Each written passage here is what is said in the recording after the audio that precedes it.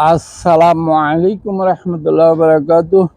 YouTube channel Hasan হাস 97, Facebook page Hasan blog হাস 97-এর পক্ষে আমি হাসান আপনাদেরকে স্বাগত। বন্ধুগণ, যেই ভোটের রাজনীতি কোন দিকে যাচ্ছে, ভোটের হিসাব নিকাশ কোন দিকে যাচ্ছে, সেটার উপরে আলোকপাত করব। যে আমরা দেখতে পাচ্ছি ইনোভেশন কনসালটেন্টের পরপর দুইটা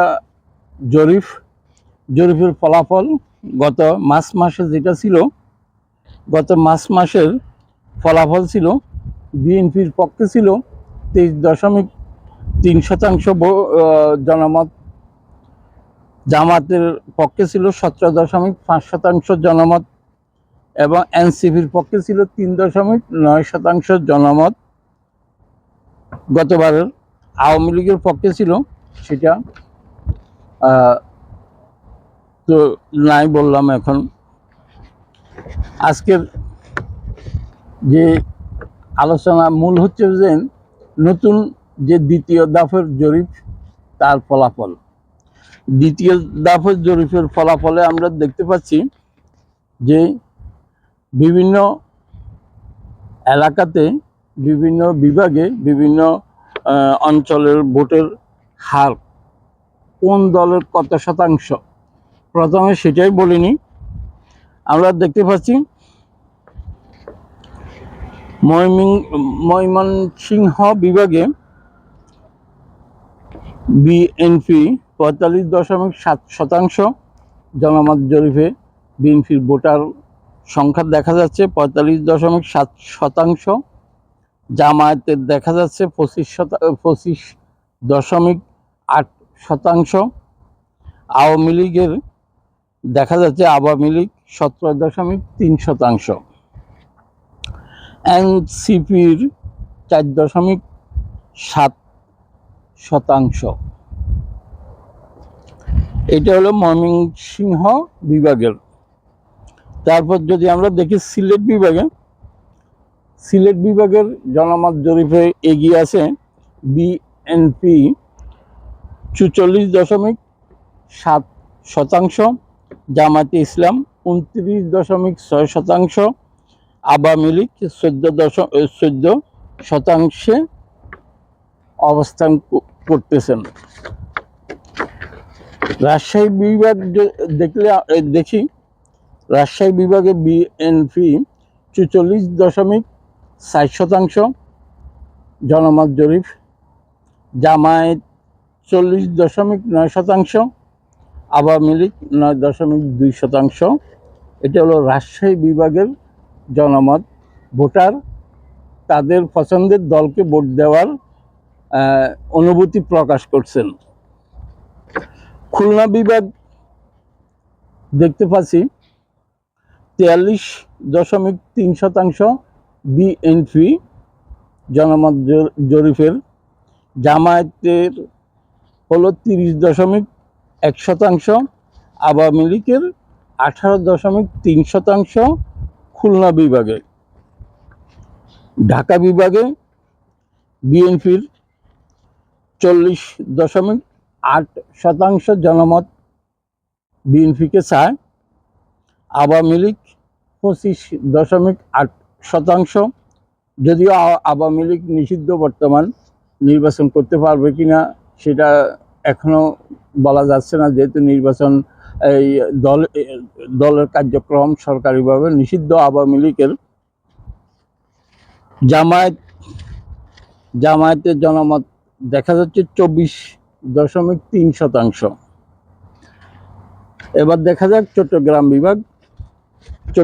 বিভাগে বিএনপির জনমত যেটা প্রকাশ পেল, বিএনপি সমর্থক 41.9% চট্টগ্রাম বিভাগের, জামায়াতের সমর্থক হলো 27.6%,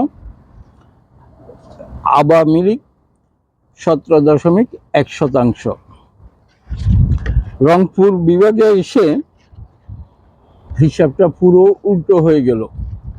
রংপুর বিভাগে দেখা যাচ্ছে রংপুরের মানুষ জামাতকে অত্যন্ত বেশি সমর্থন জানিয়েছেন, যেটা বাংলাদেশের বাকি 7টা জেলা থেকে ভিন্ন একটা জানি না রংপুরের মানুষ জামায়াতকে কতটুকু সমর্থন করেন বা কেনই বা করেন, সেটা এই মুহূর্তে বলা কঠিন।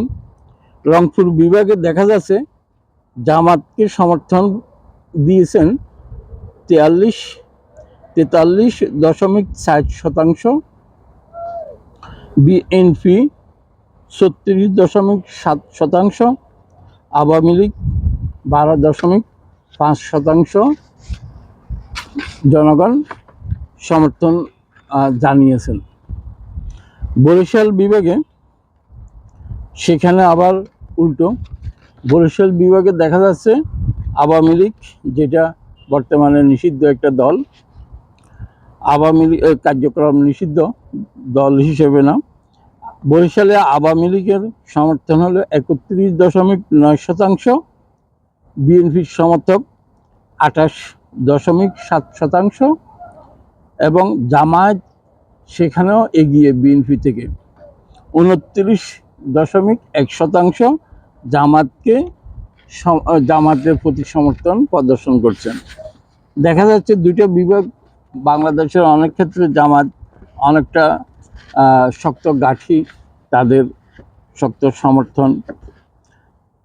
আগামী ত্রয়োদশ যে জাতীয় নির্বাচনটা হবে, সেখানে এই ইয়েটার টোটাল একটা জরিপের একটা হিসাব দেখানো হচ্ছে। বাংলাদেশ জাতীয়তাবাদী দল বিএনপি, তার মোট জনসমর্থন পাওয়া গেছে সারা বাংলাদেশে হিসাব দেখিয়ে দিলেন ওনারা 10,414 জন ভোটারের উপর জরিপ। এতে ইউনিভার্সিটির ছাত্ররা আছেন, ছাত্রছাত্রীরা। 40% জনসমর্থন বিএনপির পক্ষে, এবং জামায়াতের পক্ষে 23.3%, আওয়ামী লীগের পক্ষে 12.1%, এনসিপির পক্ষে 3.8%, এবং অন্যান্য সব দল মিলে তাদের জনসমর্থন আছে 5%। মজার বিষয় হলো, গত মার্চ মাসে যে জরিপটা হলো, সেখানে বিএনপির জনসমর্থন ছিল 29.3%। দ্বিতীয় দফার জরিপে সেটা বেড়ে হলেন 40%, অর্থাৎ ওদের 11% জনসমর্থন বৃদ্ধি পেল। আবার জামাত তো পিছনে নাই, জামাতও তাদের জনসমর্থন অনেক বৃদ্ধি পেয়ে গেল। তাদের জামায়াতের মার্চ মাসের প্রথম জরিপে ছিল 17.5%, কিন্তু দ্বিতীয় জরিপে জামাতের জনসমর্থন হয়ে দাঁড়ালো 23.3%। অতএব জামায়াত সেখানে দেখা যাচ্ছে আপনার 6% জনসমর্থন বৃদ্ধি হয়ে গেল জামাতের পক্ষেও। এনসিপির আবার 0.1 কমে গেল। এনসিপি ছিল প্রথম জরিপে 3.9%, এখন সেখানে দাঁড়াচ্ছে 3.8%, অর্থাৎ 0.1% কমে গেল। তো বন্ধুগণ, বাংলাদেশের ভবিষ্যৎ দেশ পরিচালনায় কোন দল যোগ্য, সেটা আপনারা বিবেচনা করে আপনাদের রায় ঘোষণা করবেন। আর আমার এই তথ্য আপনাদের কোনো উপকারে আসে থাকলে তাহলে লাইক, কমেন্ট, শেয়ার করে জানাবেন। আমার চ্যানেল সাবস্ক্রাইব করবেন। আশা রাখবো আপনাদের কাছ থেকে আপনারা লাইক, কমেন্ট, শেয়ারের মাধ্যমে জানাবেন। বিদায় নিচ্ছি।